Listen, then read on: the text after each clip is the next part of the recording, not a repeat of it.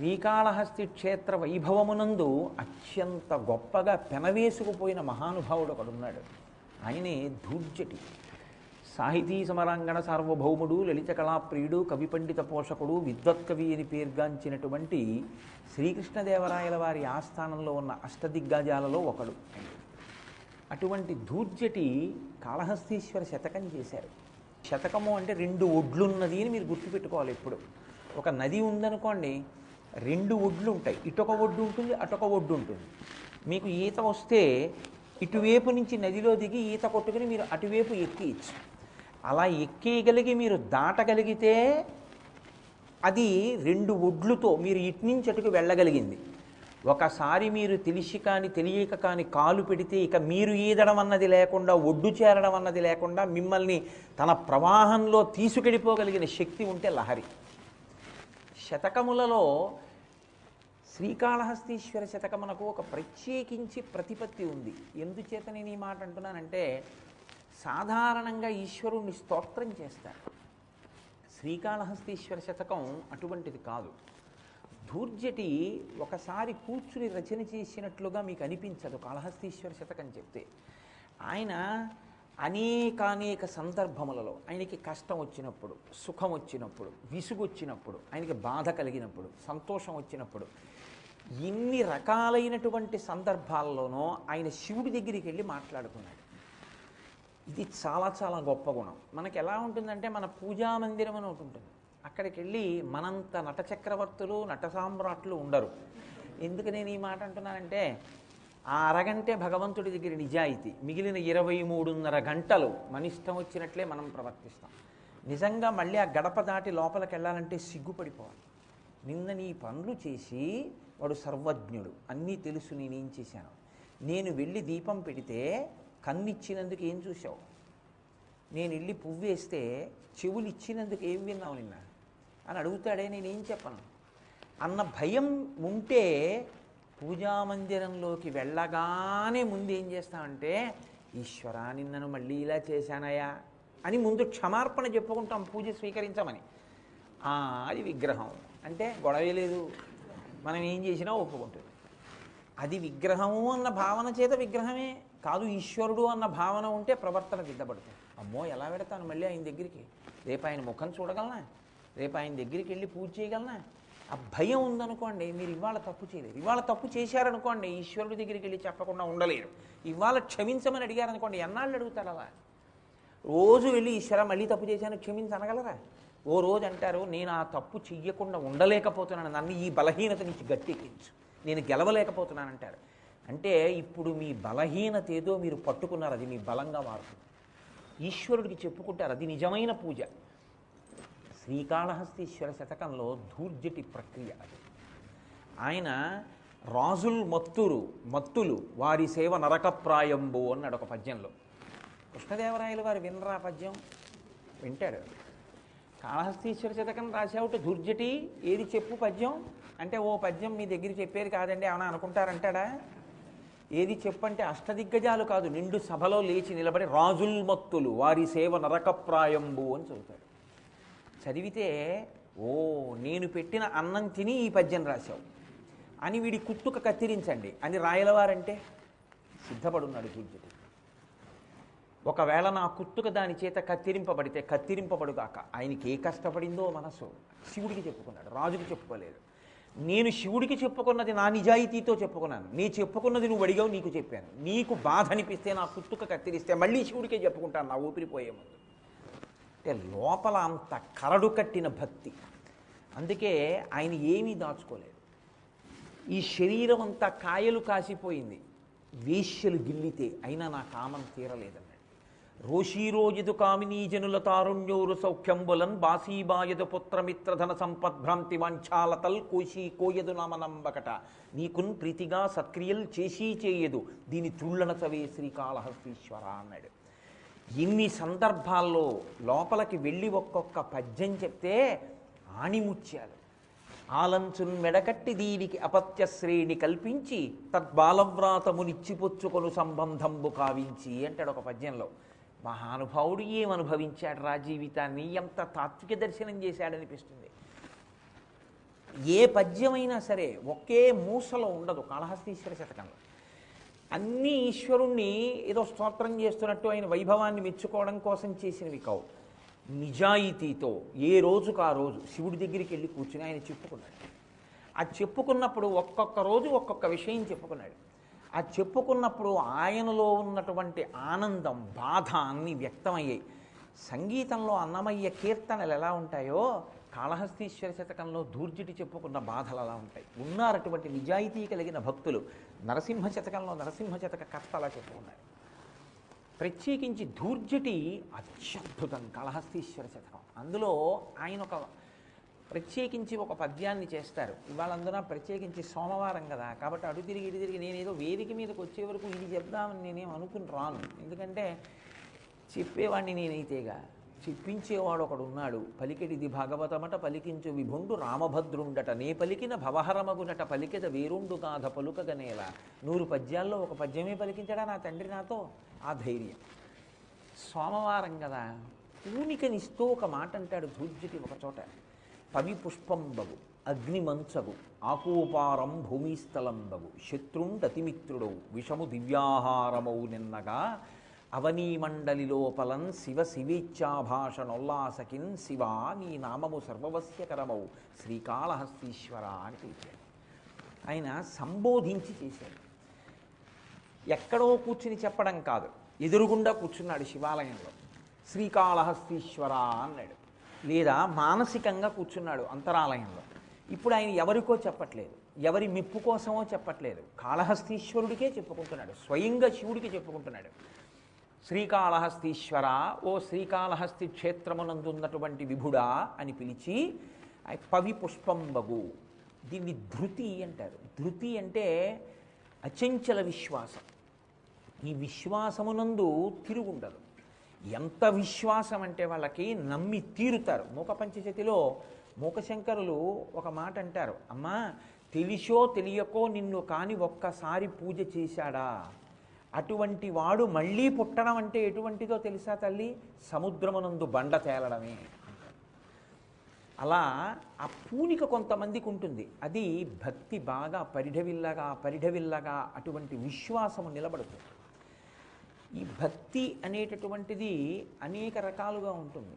ప్రారంభంలో ఏదో ఒక పూజామందిరంలో కూర్చుని మొదలు మంచిదే, అది తప్పని అంటే ఇంక ఎప్పటికీ పూజ అన్నది నడవదు. కానీ భక్తి యొక్క చిట్ట చివరి స్థితి, జ్ఞానము యొక్క ఆవిర్భావ స్థితి ఒక్కచోటే ఉంటాయి. విరాట పర్వంలో దీన్నే తిక్కన గారు ప్రస్తావన చేస్తారు. హరిహరమూర్తి ఆయనకి ప్రత్యక్షమైనప్పుడు జ్ఞాన మార్గం ఎక్కడ మొదలవుతుందో భక్తి మార్గం అక్కడ పూర్తవుతుంది. ఈ రెండు సంగమించడమే మోక్షమునకు హేతు అవుతుంది. భక్తి పండితే జ్ఞానము ఆవిర్భవిస్తుంది. కాబట్టి భక్తి పండడం అంటే ఏది చేస్తున్నా సంతతము ఈశ్వరుడు జ్ఞాపకానికి రావడం. సంతతము జ్ఞాపకం రావడం అంటే అలా ఎలా జ్ఞాపకానికి వస్తుంది అని మనకు అనుమానం. భగవాన్ రమణులు ఒక మాట అంటూ ఉండేవారు. ఒక పనిపిల్ల కడుపుకి అన్నం కోసమని యజమాని ఇంటికి వచ్చి గదులు తుడుస్తుంది, బట్టలు ఉతుకుతుంది. ఆమెకు ఒక పసిపిల్ల పుట్టింది. ఆ పసిపిల్లని ఇంట్లో విడిచిపెట్టి వచ్చింది. యజమాని ఇల్లు తుడుస్తోంది. ఆమె భావన ఏముంటుంది? పిల్ల ఏడిచిందో ఏమో, పిల్లకి పాలు పట్టాలి, ఈయన సరిగ్గా చూశారో, ఎవరితోన్నా మాట్లాడుతూ కూర్చున్నారో, ఏ చీమో నా పిల్ల చెవులోకి వెళ్ళిపోలేదు కదా, అది గుక్క పట్టి ఏడవట్లేదు కదా, ఇక్కడ తుడుస్తుంటుంది, పిల్లని ఆలోచిస్తుంటుంది, గబగబా ఉతికేస్తుంది. ఆ యజమానురాలు ఈమె చంటి పిల్ల తల్లి అన్న విషయాన్ని మరిచిపోయి ఒక్కసారి నువ్వు కొంచెం ఆ చీర ఆరేసి వెళ్ళిపో అంటే గబగబా ఆరేసేస్తుంది. ఆరేసి అమ్మగారు నేను వెళ్ళొస్తానని ఇలా తుడిచేస్తాను. అలా కాదు, కొంచెం నువ్వు ఇవాళ ఏం చేస్తావంటే ఏదో ఇంటికి ఆ గదిలో ఒకసారి బూజులు అవి దులిపేసి కాస్త తడిగుడ్డ పెట్టు అంటే అమ్మగారు సాయంకాలం 1 గంట ముందు వచ్చి చేస్తాను. ఏ పిల్లకి పాలిచ్చే వేళ అయిపోయిందండి, ఏడుస్తుంది. యజమానురాలు తల్లేగా అయ్యయ్యో మర్చిపోయాను సుమా, వెళ్ళు. ఏమి నీ పిల్ల మీద నీకు ప్రేమ ఉంటే యజమాని ఇంట పని చేస్తున్నా నీ పిల్ల నీ స్మరణలను విడిచిపెట్టనట్టు ఏ పని చేస్తే ఈశ్వరుడు నీ స్మరణలను విడిచిపెట్టాలి నీకు భక్తి ఉంటే? పానీయంబులు త్రాగుచున్ కుడుచుచున్ భాషించుచున్ హాసలీలా నిద్రాదులు చేయుచున్ తిరుగుచున్ లక్షించుచున్ సంతత శ్రీనారాయణ పాద పద్మజుగళీ చింతామృతాస్వాద సంధానుండై మరచన్ సురారిసుతుడే తద్విశ్వమున్ భూవరా అంటారు పోతన గారు భాగవతంలో ప్రహ్లాదుడి గురించి చెప్తూ. ఏది చేస్తున్నా ఆయన అసలు విశ్వాన్ని మరిచిపోయాడు, విశ్వనాథుణ్ణి జ్ఞాపకంలో ఉంచుకున్నాడు. నీకు భక్తి ఉంటే ఏది చేస్తున్నా ఆయనే జ్ఞాపకానికి వస్తుంటాడు. ఆ జ్ఞాపకములలో ఆయన సంతతము కదులుతుంటే దానికి భక్తి అని పేరు. అన్నమాచార్యులు వారు కీర్తన చేశారు. ఆయన అలా నడిచి వెళ్ళిపోతుంటే సాలెవాడు చీర నేస్తున్నాడు. ఆ చీర నేస్తున్నప్పుడు ఆ కండె కదలడం, ఆ దారాలు పేంచడం, అందులో ఆయనకి ఈ సృష్టి చేస్తున్నటువంటి ఈశ్వరుడు జ్ఞాపకానికి వచ్చాడు. జ్ఞాపకానికి వచ్చి ఆ రంగురంగుల చీరలల్లే నేతబేహారి అంటూ ఆయన ఒక కీర్తన చేశారు. అది స్మరణ. ఎప్పుడూ భక్తితో నిండిపోయిన గుండె ఈశ్వరుడు లోపల పట్టితే ఇంకసలు వాక్కు లేక ఆగిపోతుంది. అది నిజమైన పూజ. నేను ఈ మాట అంటే నాకు విషయం జ్ఞాపకానికి వస్తాను. అన్నమాచార్య స్వామి వారే ఓ చోట ఓ మాట అంటారు. షోడశ కళానిధికి షోడశోపచారములు జాడతోడనిచ్చలును సమర్పయామి అంటారు.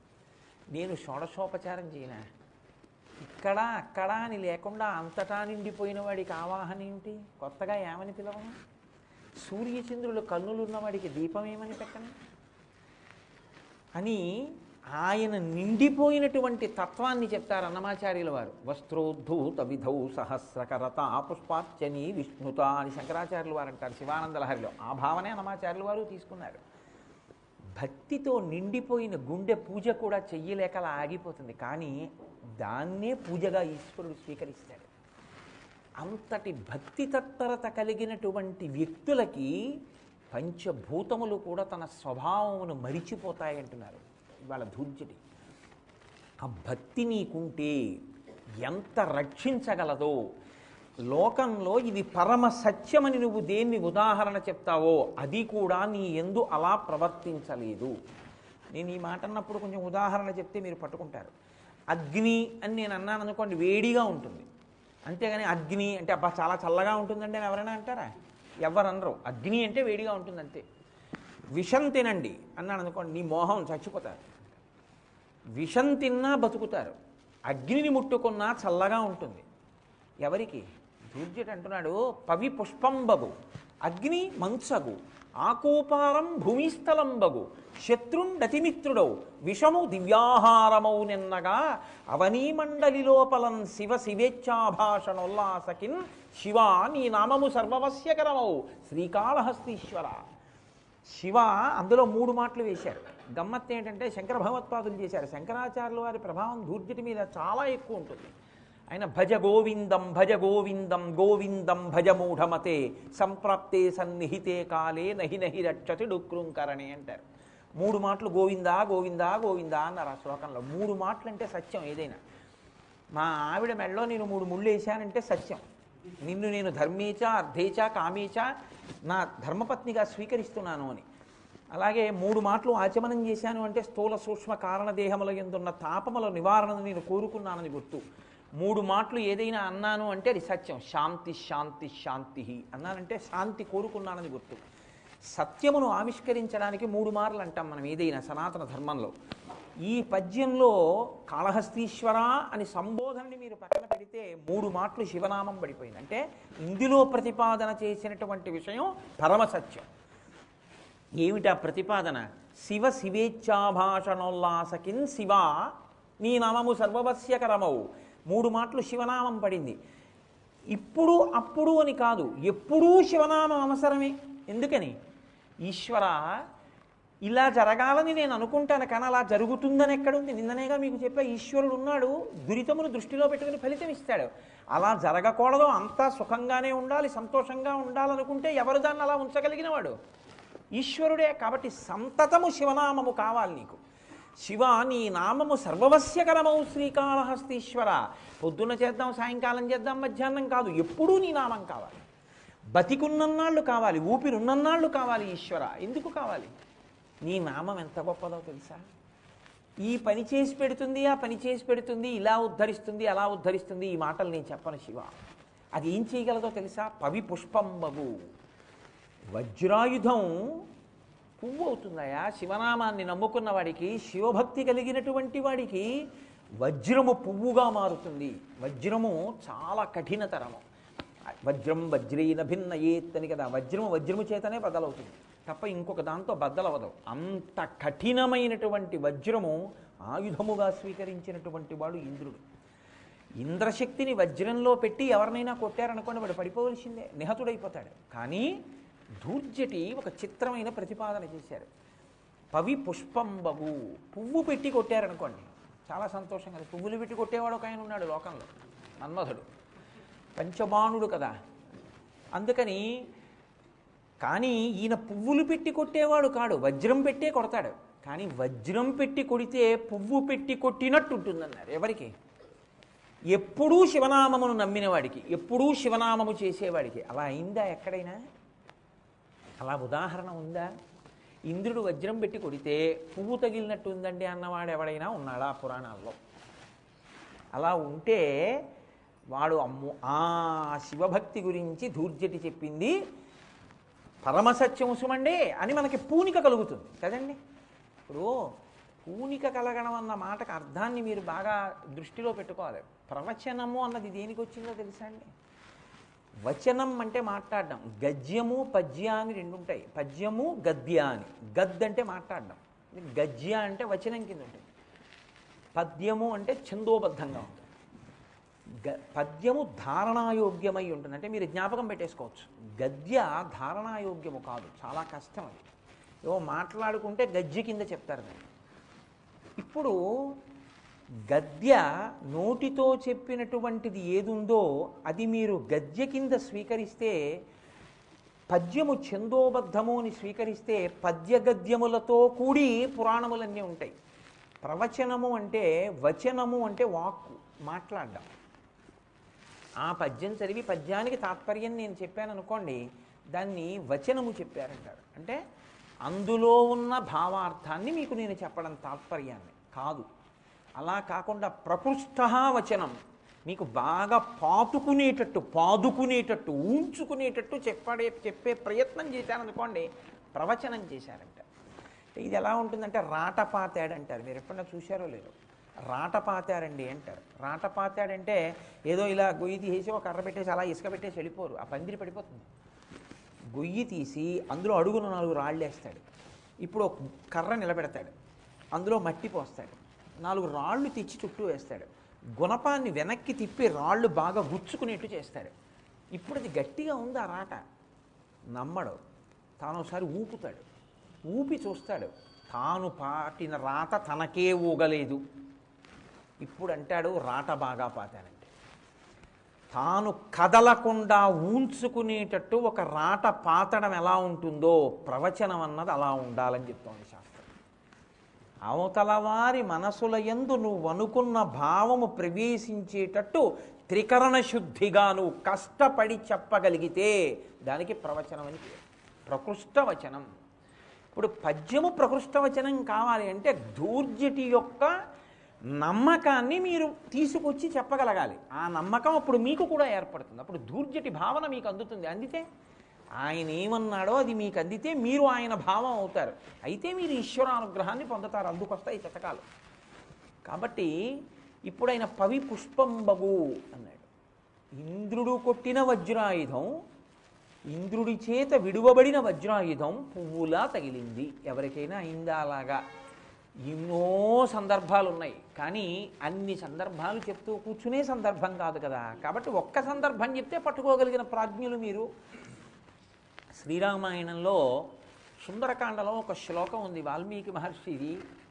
రావణాసురుడు నిద్రపోతుంటే ఆయన యొక్క వైభవాన్ని కీర్తిస్తూ ఒక మాట అంటారు. ఐరావత విషాణగ్రైరాపీడన కృతైవ్రణౌ వజ్రోల్లిఖిత పీనాం సౌవిష్ణు చక్ర పరీక్షితౌ అంటారు. ఆ పడుకు నిద్రపోతున్నటువంటి రావణాసురుని యొక్క చేతుల మీద చిన్న చిన్న మచ్చలు ఉన్నాయి. ఆయన చాలా గర్వంగా చెప్పేవాట, చూపించి ఏదో గోల్డ్ మెడల్స్ చూపించినట్టు చూపించేవాడు. ఏమిటో తెలుసా? ఇది ఐరావత విషాణగ్రై, టీకా మచ్చ ఉన్నట్టే ఆయనకి మచ్చ ఉండేది.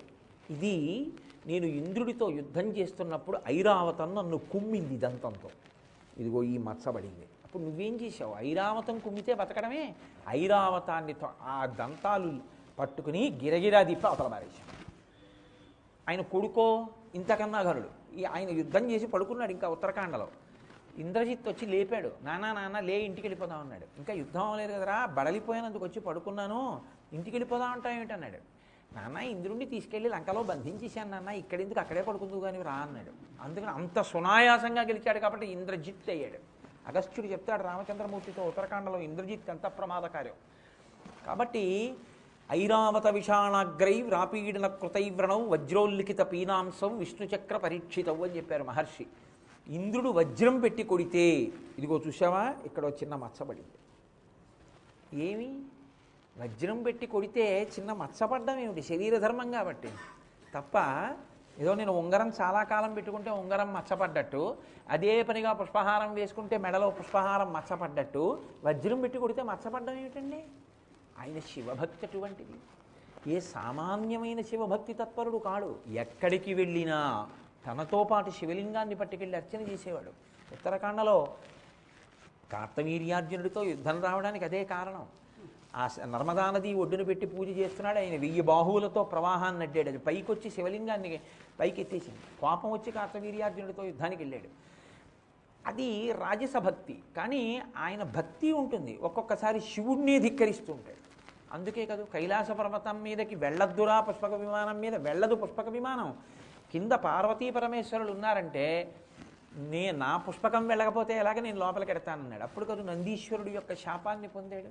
అంత భక్తిగాను మాట్లాడతాడు. కదా నిలింప నిఝరీ నికుంజకోటరే వసన్ విముక్త దుర్మతి సదాచరస్తమంజలింబహన్ విముక్తలోలలోచనల్లలాటపాల లగ్నక శిరీతి మంత్రముచ్చర సదాసుఖీ భవామ్యాం అగర్వ సర్వమంగళాకళా కదంబ మంజరీ రసప్రవాహ మాధురి విజృంభణా మధువ్రతం స్మరాంతకం పురాంతకం భవాంతకం మఖాంతకం అని స్తోత్రము చేస్తాడు. ఈశ్వర, నేను గంగానది సైకతంలో కూర్చుని అలా చూస్తుంటే నాకు ఎప్పుడయ్యా 3 నేత్రములతో ఉన్నటువంటి పరమశివ దర్శనం అవుతుంది.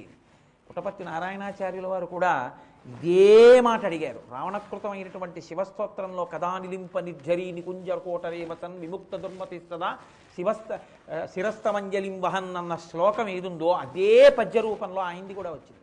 నేను ఎన్నడు నా 2 చేతులు తల మీద పెట్టి నమస్కరిస్తానో, నిరంతరము నా హృదయమునందు నిలబడి ఉండేటటువంటి ఆనందస్వరూపుడమైన చంద్రశేఖర, ఎన్నడు 3 నేత్రములు కలిగిన మహాదేవాన్ని దర్శనం చేసి పొంగిపోతానో అని ఆయన కోరుకున్నారు. కాబట్టి అటువంటి దర్శనాన్ని అపేక్షించి పరమశివభక్తుడైనటువంటి రావణాసురుణ్ణి వజ్రాయుధం ఏం చేయగలిగింది? ఏమైనా చేయగలిగిందా?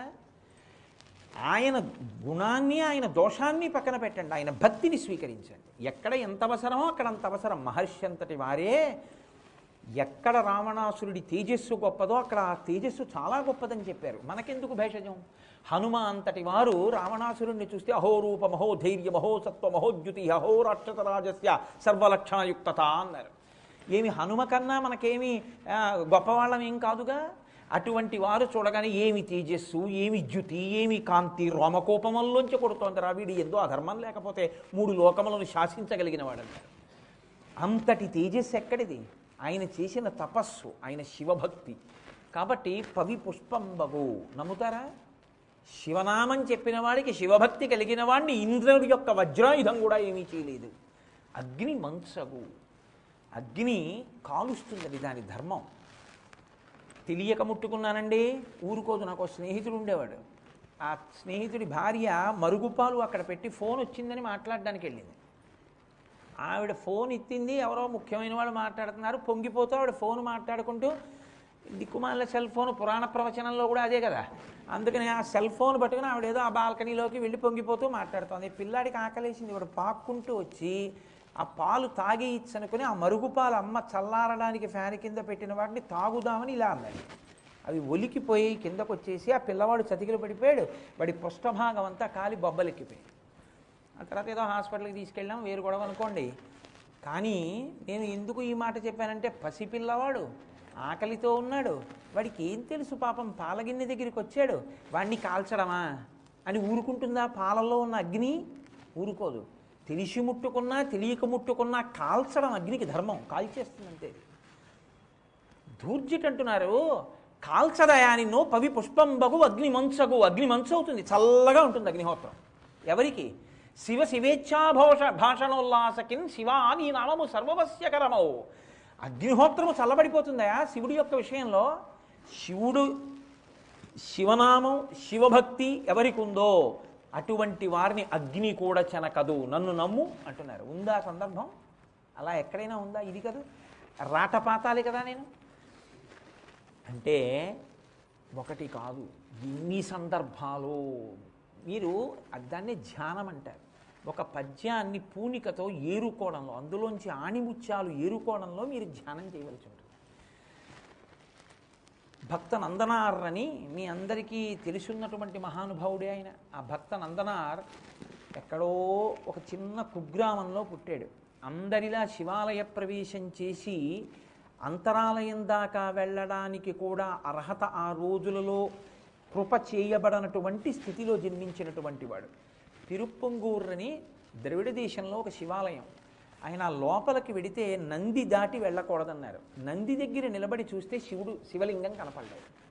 ఆయన నందీశ్వరుడి వెనక నుంచి ప్రార్థన చేశాడు.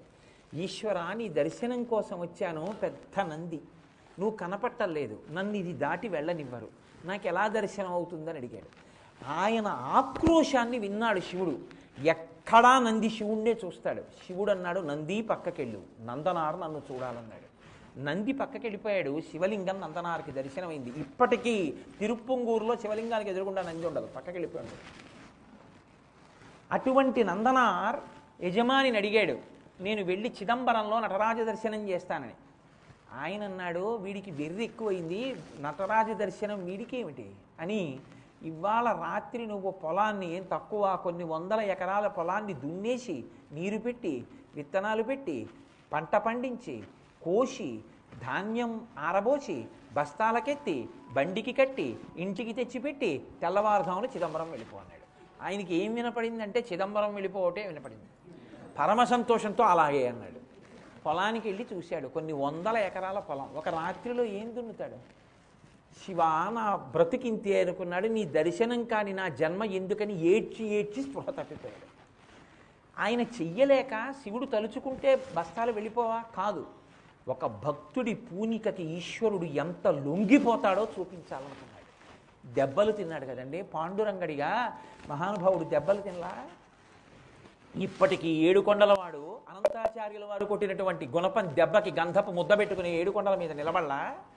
కాబట్టి పరమశివుడే కైలాస పర్వతం మించి దిగొచ్చాడు. ఆయన పాద స్పర్శకి పుడమి తల్లి పులకించిపోయి ఉంటుంది. ఆ పంచె తీసి పైకి కట్టాడు. పరమేశ్వరుడు అంటే ఏదో తెలియక ఆషామాషిగా ఉంటాడు. ఆయన ఏం పెద్ద అందం అనుకుంటుంటారు. మీరు ఎప్పుడైనా శివమహాపురాణం కానీ లింగ పురాణం కానీ చదివితే గంగా చ యమునా చైవ విధత్త స్మరుచామరే సూర్యచంద్రౌ చ నేత్రే అని ఆయన సచ్చిదానంద రూపం ఎలా ఉంటుందో అసలు వర్ణిస్తారు. ఘృతరీతి ఘనీభూతం సచ్చిదానంద విగ్రహం అంటారు లింగపురాణంలో పరమశివుడి గురించి. నీతి ముద్ద ఎలా ఉంటుందో అలా ఆయనని మించిన అందగాడు లోకంలో ఇంకోటి ఉంటాడు. ధూర్జటి ఒక చోట దిప్పి పొడుస్తాడు. ఏదో రోజున వీలైతే ఆ పద్యాన్ని చెప్తాను.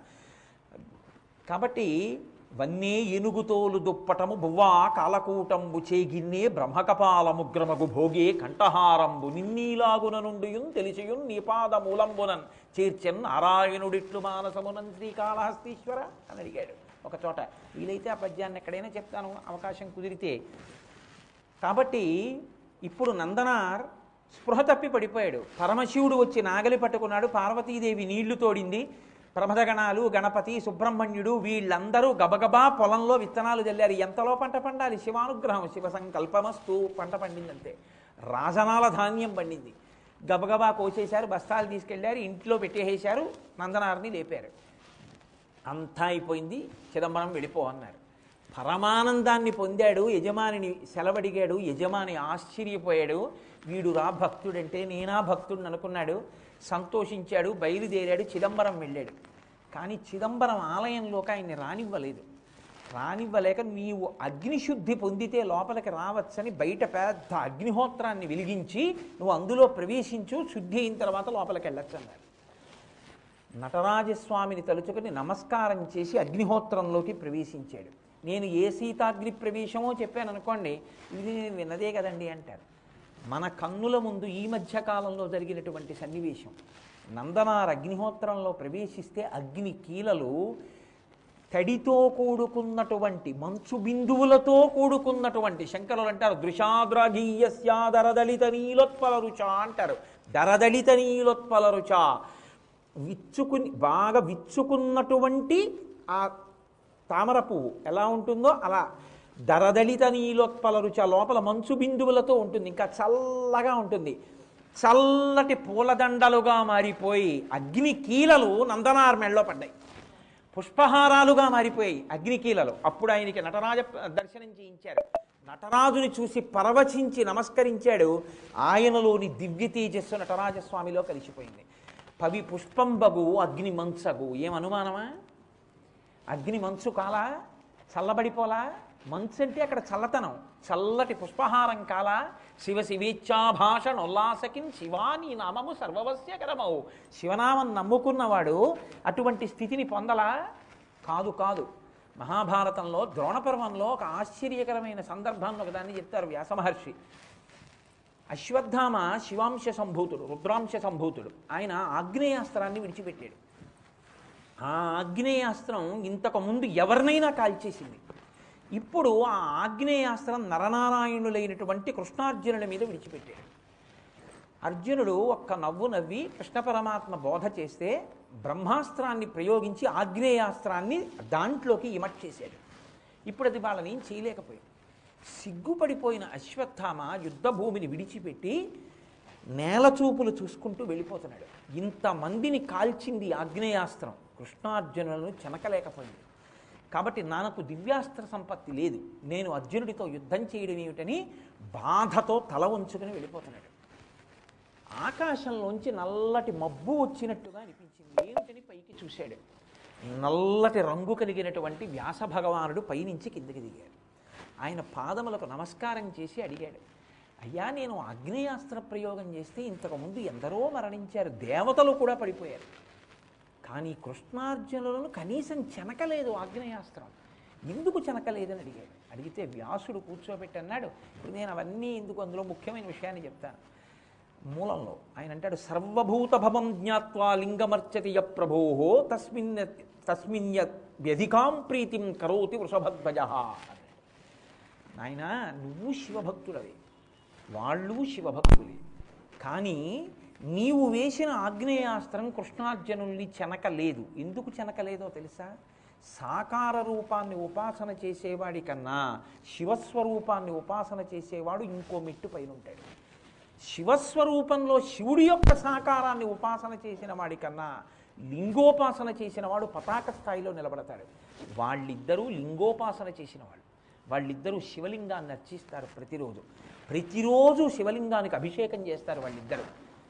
నీవో పృథివితో ప్రతిరోజు శివస్వరూపాన్ని ఏర్పాటు చేస్తావు, శివుడి బొమ్మ పెట్టుకుని పూజ చేస్తావు. నీవు శివసాకార రూప పూజ, వాళ్ళు శివలింగ పూజ. నీకన్నా ఒక మెట్టు పైన ఉంది వాళ్ళ ఉపాసన బలం. ఉపాసన బలం ఒక మెట్టు పైన ఉన్నవాడిని ఉపాసన బలంలో ఒక మెట్టు కింద ఉన్నవాడు చెనకలేడు. కాబట్టి నీ అస్త్రాలు వాళ్ళని చెనకవు. అది అస్త్రమైన వాళ్ళ ఉపాసన బలం జీర్ణించేస్తుంది, వాళ్ళ బుద్ధికి ఇంకొక అస్త్రాన్ని ప్రచోదనం చేస్తుంది. కాబట్టి లింగోపాసకుడైనటువంటి వారి జోలికి నువ్వు వెళ్ళలేవు. కాబట్టి నువ్వు వాళ్ళ జోలికి వెళ్ళవద్దు అని ఆనాడు వ్యాస భగవానుడు ద్రోణపర్వంలో చెప్తాడు. కావాలంటే మీరు ఇంటికి వెళ్ళి చూడండి, కోటేశ్వరారు అబద్ధాలు చెప్పారనుకుంటే. కాబట్టి ధూర్జటి రామాయణ భారత భాగవతాలు వేదాలు ఔపాసన పట్టిన మహానుభావుడు. కాబట్టే ఆయన అంత ధృతితో అంటున్నాడు. పరమశివుడు మహానుభావుడు అండి, ఆయనకి కావలసింది భక్తి ఉపాసన, అది చేసిన వాడిని ఆయన అలా అనుగ్రహిస్తాడు. ఇప్పటికీ మీరు కాంచీపురం వెడితే కైలాసనాథర్ దేవాలయం ఒక దేవాలయం ఉంది. ఇసుకతోటి రాళ్లతోటి కట్టారు ఆ దేవాలయం, అత్యద్భుతమైన దేవాలయం. అక్కడ 16 పట్టల శివలింగం ఉంటుంది లోపల. అంతరాలయంలో ఒక గుహలాంటి దాంట్లోంచి దూరి వస్తారు. అలా కానీ వెళ్ళి వస్తే ఇంకా అమ్మ కడుపులోకి వెళ్ళరు అని, అదే ఆఖరి జన్మ. అంత గొప్ప క్షేత్రం అది. ఆ క్షేత్రం చాలా ఆశ్చర్యకరమైన స్థితిలో వచ్చింది. అక్కడ తొండమండలాన్నంతటినీ కూడా పరిపాలన చేస్తూ ఉండేవాడు ఒక ఆయన, కాడవర్కోన్ అని ఆ రాజుగారి పేరు. ఆ రాజుగారు ఒకప్పుడు ఒక గొప్ప శివాలయాన్ని నిర్మించాడు, అదే కైలాసనాథ దేవాలయం. దానికి కుంభాభిషేకానికి ముహూర్తం పెట్టుకుని ఆలయంలో కూర్చుని పురమాయిస్తున్నాడు. అన్నీ పురమాయించాడు. రాత్రి వెళ్ళి పడుకున్నాడు. పరమశివుడు కల్లోకి వచ్చాడు. అందరినీ పిలిచావా కుంభాభిషేకానికి అన్నాడు. పిలిచానన్నాడు. నాకు రావడం కుదరదేమనుకోకన్నాడు. అదేమిటన్నాడు ఆయన. అంటే ఇదే సమయానికి తిరుయిండ్లపూర్రని ఇక్కడికి దగ్గరలోనే నీరాజ్యంలోనే ఒక ఊరుంది. అందులో పూసలార్ అని ఒక బ్రాహ్మణుడు ఉన్నాడు. ఆయన కూడా గుడి కట్టాడు. ఆయన కుంభాభిషేక ముహూర్తం పెట్టాడు. చాలా భక్తితత్పరుడు. నేను అక్కడికి వెళ్ళాలి కుంభాభిషేకానికి, అందుకని ఇక్కడికి రావడం కుదరదు, ముహూర్తం మార్చుకోని. ఆయనకి తెలివి వచ్చింది. ఆశ్చర్యపోయి, నా రాజ్యంలో ఇంకొకరు కూడా శివాలయం కట్టారా, కుంభాభిషేకమా నాకు తెలియకుండా అని ఆయన ఆ తిరుగిండ్ల ఊరు వెళ్ళాడు రాజు మారువేషంలో. వెళ్ళి ఆ గ్రామంలో ఉన్న వాళ్ళని అడిగాడు, ఇక్కడ ఎవరో బ్రాహ్మణుడు ఇల్లు పెద్ద శివాలయం కట్టాట, ఎవరు పూసలారన్న బ్రాహ్మణుడే.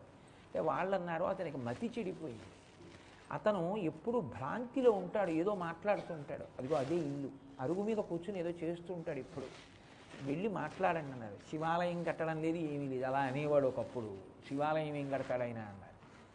ఈ రాజు నమ్మలేదు. పూసలార్ దగ్గరికి వెళ్ళి అడిగాడు. ఆయన ధ్యానంలో ఉన్నాడు. ధ్యానంలోంచి బయటికి వచ్చాక అడిగాడు, మీ శివాలయం అయిపోయిందా అని. ఎల్లుండే కుంభాభిషేకం అన్నాడు. ఏది శివాలయం అన్నాడు. నీకు కనపడదులే అన్నాడు. అదేమన్నాడు అంటే, శివుడు నాతో ఎవరికీ కనపడని గుడి కట్టించాడన్నాడు. అది ఎలా కట్టారు మీరు అన్నాడు. నేను శివాలయం కడదామని ఈ గ్రామంలో ప్రతి ఇంటికి వెళ్ళి ద్రవ్యం అడిగాను, నీ మోహన్ నువ్వేం కడతామని ఎవరు ఇవ్వలేదు. నాకు బాధ కలిగి నేను ప్రతిరోజు గుడి అరుగు మీద కూర్చుని ధ్యానం చేశాను. ఈ దేశంలో ఎక్కడెక్కడ గొప్ప గొప్ప శిల్పులు ఉన్నారో వాళ్ళందరినీ మనసా ఆహ్వానం చేశాను. ఎక్కడెక్కడ గొప్ప గొప్ప రాళ్ళు ఉన్నాయో వాటిని నదుల్లోంచి తీసుకొచ్చాను. ఇలా నేను కొన్ని సంవత్సరముల నుంచి శిల్పాలు చెక్కించాను. రోజు ధ్యానం, రోజు తయారు చేయించడమే. ఆఖరికి ఇక్కడ కట్టాను దేవాలయం, లోపల కట్టాను. ఎంత గొప్ప దేవాలయం, నీకేం కనపడుతుంది. ఆ దేవాలయానికి ఎల్లుండి ముహూర్తం బాగుంది, కుంభాభిషేకానికి ముహూర్తం పెట్టి శంకరుణ్ణి ప్రార్థన చేశాను కైలాసానికి వెళ్ళి. ఆయన వచ్చి కూర్చుంటానన్నాడు. ఎల్లుండే కుంభాభిషేకం. ఆయన కాళ్ళ మీద పడిపోయాడు. కాళ్ళ మీద పడి, మహానుభావ మీ భక్తి నాకు అర్థమైంది, నేను కట్టినది చాలా గొప్ప గుడి, కానీ ఈశ్వరుడు రానన్నాడు, మీ కుంభాభిషేకం అవ్వాలన్నాడు. అంటే నాకు అర్థమైంది, మీరు లోపల ఎటువంటి గుడిని కోరారో అటువంటి గుడిని కట్టించి మీతో కుంభాభిషేకం చేయించాక నేను కట్టిన గుడికి కుంభాభిషేకం చేస్తానన్నాడు. అని గుడి కట్టించాడు పూసలార్తో. మీరు ఇప్పటికీ అక్కడికి వెడితే కైలాసనాథర్ దేవాలయం చూస్తే కాంచీపురంలో పొంగిపోతారు, అలా ఉంటుంది. ఎంత గొప్ప దేవాలయమో నిజంగా. అక్కడే మీరు కొంచెం జాగ్రత్తగా అర్చకులను అడిగితే మీకు పక్కనున్నటువంటి గది తలుపులు తీసి చూపించి నీరాజనం ఇస్తారు. ఊర్ధ్వతాండవమూర్తి, ఈ కాలు అంత పైకెత్తుతాడు ఆకాశం వరకు. ఊర్ధ్వతాండవమూర్తి అయి ఉంటే అమ్మవారు సిగ్గుపడిపోయి నిలబడి పక్కన శివుడికి నమస్కరిస్తున్న మూర్తి ఉంటుంది. అత్యద్భుతం. పార్వతీ పరమేశ్వరులకు పోటీ వచ్చింది, నువ్వు గొప్ప నేను గొప్ప నాట్యంలోనే. ఆవిడది లాస్యం, ఆయనది నృత్యం, ఇద్దరూ చేస్తున్నారు. ఆవిడ కాళీ స్వరూపంతో చేస్తోంది, ఈయన శివస్వరూపంతో చేస్తున్నాడు. ఎంతసేపు చేసినా ఈయన ఏ భంగిమ పెడితే ఆవిడ ఆ భంగిమ పెట్టింది. శివుడికి ఆగ్రహం వచ్చింది. ఆఖరికి ఈమె నటరాణి అవుతుందా ఏమి అని అక్కడ ఉన్నటువంటి కుంకుమ పాత్రలోకి బొటనవేలు ముంచి ఒక్కసారి కాలు పైకెత్తి పార్వతీదేవి లలాటమునందు బొట్టు పెట్టి కాలు ఆకాశం మీదకి తిప్పి నిలబడ్డాడు. వామనమూర్తి ఆనాడు పాదం ఎత్తినట్టు నిలబడితే పార్వతీదేవి చూసింది కాళికా స్వరూపంతో. ఎంత గొప్ప నాట్యం చెయ్యగలిగినా పురుషుడిలా కాలు అలా ఆకాశం మీదకి పైకెత్తి స్త్రీ నిలబడలేదు, నిలబడకూడదు కూడా. కాబట్టి సిగ్గుపడిపోయి ఆవిడ నమస్కారం చేస్తూ నిలబడితే ఆయన నటరాజుగా పట్టాభిషేకం పొందాడు చిదంబరంలో. అది పక్క గదిలో ఉంటుంది వేరే. మీరు అడిగితే తీసుకెళ్ళి నీరాజనం ఇచ్చి చూపిస్తారు అర్చకులు కాంచీపురంలో. అద్భుతం ఆ క్షేత్రం నిజంగా. కాళికాదేవి ఆయనతో పోటీ పడ్డప్పుడు కోపంతో నాట్యం చేస్తూ ఒకలా ఉంటాడు, గడ్డం వరకు నీరాజనం ఇస్తే రుద్రమూర్తిగా ఉంటాడు ఆ నాట్యంలో. ఇక్కడ వరకే మీరు నీరాజనం చూస్తే కోపంగా ఉంటుంది, మీకే భయం వేస్తుంది. ఆయన నాట్యంలో గెలిచిన ఊర్ధ్వతాండవమూర్తిగా మోకాలు కనపడేటట్టు నీరాజనం పైకెత్తితే నటరాజుగా తాను గెలిచినప్పుడు పరమానందంతో నవ్వుతూ ఉంటుంది, అదే ముఖం. రెండు చోట్లకి నీరాజనం కదిపితే రెండు రకాలుగా కనపడుతుంది శివస్వరూపం. అంత గొప్ప మూర్తి కాంచీపురంలో ఉంది ఆయన కట్టినటువంటి గుడి. అంతటి ప్రసన్నుడు కాబట్టి అగ్ని మంచగు, అగ్ని ఎందుకు మంచవదండి? అయిపోతుంది అంతే. శివానుగ్రహం ఉంటే ఎవడు శివుణ్ణి నమ్మాడో, ఎవడు శివనామాన్ని నమ్మాడో వాడికి అటువంటి అనుగ్రహం కలుగుతుంది. కాబట్టి ద్రోణ పర్వంలో ఉపాసన బలమున్నటువంటి నరనారాయణులైన కృష్ణార్జునుల మీద ఆగ్నేయాస్త్రం పనిచెయ్యదు అని వ్యాసభగవానుడు నిర్ధారించి చెప్పాడు. ఇంతటి ఉపాసన బలం ఉన్నవాడు కాబట్టే అర్జునుడు శివానుగ్రహం చిట్ట చివరికి పాండవ వంశమే నశించిపోతుంటే వంశాన్ని నిలబెట్టింది. ఉత్తరాగర్భంలో ఉన్నటువంటి శిశువు తప్ప పాండవులకు పుట్టినటువంటి పిల్లలందరినీ అదే అశ్వత్థామ చంపేశాడు. కురుక్షేత్రం అయిపోయింది, రాజ్యం వచ్చింది, కానీ పరిపాలించడానికి వంశాంకురాలు లేవు. మిగిలిపోయినటువంటి వాడు ఎవరైనా ఉంటే ఒక్క అర్జునుడి కోడలైనటువంటి ఉత్తర యొక్క గర్భంలో మిగిలిపోయినటువంటి పరీక్షిత్ పిండ రూపంలో ఉన్నాడు. అభిమన్యుడు మరణించాడు కాబట్టి ఇప్పుడు ఆ ఒక్క శిశువే పాండవ వంశానికి అంకురం. అతను కూడా ఏమైనా అయిందా, ఇంకా పాండవులకు వంశం లేదు. అటువంటప్పుడు ఆ పిండం బయటికి రాకూడదని బ్రహ్మశిరోనామకాస్త్రాన్ని ప్రయోగించాడు అశ్వత్థామ. అది కడుపులోకి వెళ్ళిపోయింది. కడుపులోకి వెళ్ళిపోయి అగ్నిహోత్రాన్ని వెదజల్లుతోంది. ఆ వేడికి పిండం ఉడికిపోతోంది. చిత్రం ఏమిటంటే ఉత్తర రథం ఎక్కుతున్నటువంటి కృష్ణుడి దగ్గరికి వెళ్ళి పాదం పట్టుకుంది. ఇది భక్తి అన్న మాటకు అర్థం మీరు గట్టిగా పట్టుకోవాల్సి ఉంటుంది. మీరు ఎవరి కాళ్ళ మీద పడండి, ఈశ్వరుడు ఆ రూపంలో అనుగ్రహిస్తున్నాడని నమ్మాలి తప్ప ఇంకొక కృతజ్ఞత పెంచుకుని ఈశ్వరుణ్ణి విస్మరించకూడదు. ఇప్పుడు ఒక కాలు రథం మీద పెట్టాడు, చేత్తో ఇలా దండి పట్టుకున్నాడు, రెండవ కాలు పైకెత్తబోతున్నాడు కృష్ణుడు. ఉత్తర పరిగెత్తుకెళ్ళి ఆ కాలు పట్టుకునంది చెల్లెలి కోడల బంధుత్వం చెప్పింది. ఇది మీకు ఈశ్వరుడితో ఉండవలసిన అనుబంధం. నోటితో చెప్పేస్తాం మనం, పితేవ పుత్రస్య సఖేవ సకుహు అనే భగవద్గీతలో అర్జునుడు చెప్పుకుంటాడు. అలా త్వమేవ మాతా చ పితా త్వమేవ త్వమేవ బంధుస్య సఖా త్వమేవ త్వమేవ విద్యా చ ద్రవిణం త్వమేవ త్వమేవ సర్వం మమ దేవ దేవ. హృదయంలోంచి రావాలా మాట.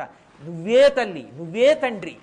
అమ్మా అయ్యయటంచు ఎవ్వరిని నేనన్నం శివా నిన్నేను సుమి, నీమది తల్లిదండ్రులటంచు చూడగా బోకు, నాకిమ్మై తల్లియు తండ్రియున్ గురుడు నీవే కాక సంసారపుం చిమ్మంచీకటి కప్పకుండా కనుమా శ్రీకాళహస్తీశ్వర అంటాడు దూర్జటి. కాళహస్తీశ్వర శతకంలోనే ఒక చోట నేను అమ్మా అని ఎవరినన్నా పార్వతీదేవిని, అయ్యా అని ఎవరినన్నా నిన్ని, నువ్వు వాళ్ళని పిలిచావు నువ్వు అనద్దు, నేను నిన్నే అంటున్నాను. ఇది భక్తి అంటే. కాబట్టి ఆవిడ వెళ్ళి కృష్ణుడి పాదం పట్టుకుంది. చెల్లెలి కోడల బంధుత్వం చెప్పింది. నీ చెల్లెలి సుభద్ర కోడలనయ్యా నేను, నీ మేనల్లుడు శత్రువుల చేత హతుడయ్యను, నువ్వు మేనమామవి. మేనమామల ముద్దు మేలైన ముద్దు, తాతలకము తా ముద్దు తాను అబ్బాయి. అటువంటి మేనమామవి నువ్వు ఉండగా మేనల్లుడు చచ్చిపోయాడు అభిమన్యుడు. సంపుల్లారవిందలోచన దెప్పి పొడిచింది తామర పువ్వుల్లా ఇంతంత కళ్ళు పెట్టుకున్నావు, నీకు తెలియదా ఎక్కడేం జరుగుతుందో? అంతర్బహిష్యత సర్వం వ్యాప్య నారాయణ స్థిత, ఎక్కడేం జరుగుతోందో తెలుసు. నా కడుపులోకి బ్రహ్మాస్త్రం వెళ్ళిందయా, పిండాన్ని చనకుతోంది. సంపుల్లారవిందలోచన భల్లాగ్ని నడించి శిశువు బతికింపగదే. ఆ బ్రహ్మాస్త్రాన్ని ఉపసంహారం చేయించి నాలో ఉన్నటువంటి శిశువుని రక్షించవా అంది. అంతే. ఇక్కడ ఉన్న కృష్ణుడు ఇక్కడే ఉన్నాడు. ఏమి పద్యరచన చేశారండి పోతన గారు. సకల ప్రాణి హృదంతరాళముల భాస్వజ్యోతి అయ్యుండు సూక్ష్మ కలుండచ్యుతుడ అయ్యడన్ విరటజాగర్భంబున చక్రహస్తకుడై వైష్ణవమాయ కప్పి కురు సంతానార్థియై అడ్డమై ప్రకట స్ఫూర్తి ననంచ ద్రోణ తనయ బ్రహ్మాస్త్రమున్ నీలతోన్ అన్నాడు. సకల ప్రాణి హృదంతరాళముల భస్వజ్యోతి అయ్యుండు సూక్ష్మ కలుండచ్యుతుడయ్యడన్, ప్రతి హృదయంలోనూ కూడా నీవార సూకవత్తంది పీతాభాస్వత్యనూపమా అన్నట్టుగా ప్రకాశించేటటువంటి ప్రకాశ స్వరూపమైనటువంటి శ్రీ మహావిష్ణువు కృష్ణ భగవానుడు ఒక్కసారి ఇక్కడ ఉన్నవాడు ఇక్కడే ఉన్నాడు, ఉత్తరాగర్భంలోకి వెళ్ళిపోయాడు.